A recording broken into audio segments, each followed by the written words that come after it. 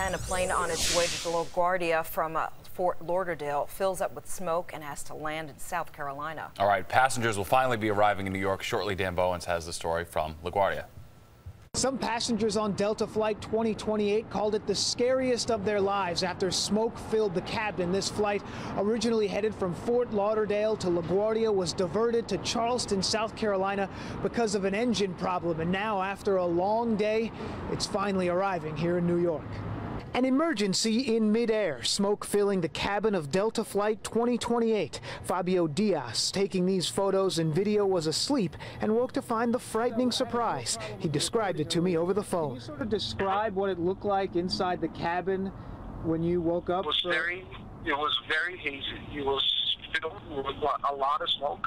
The jet heading from Fort Lauderdale to LaGuardia was in the air a little more than an hour before the crew reported smoke in the cockpit. Fabio says flight attendants told everyone to remain calm as smoke billowed through the cabin. And then the pilot told them what was really going on, a problem with one of the plane's two engines.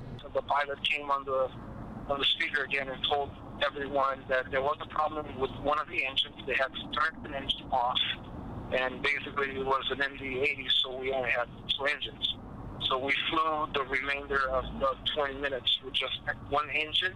The aircraft diverted to Charleston, South Carolina, where emergency crews guided them in and inspectors began looking into just what went wrong. Through it all, Fabio says most of the 89 passengers on board seemed calm.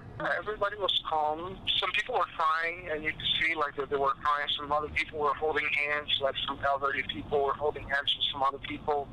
But nobody was screaming. Nobody was nobody ever lost control. From LaGuardia, Dan Bowens, Fox 5 News.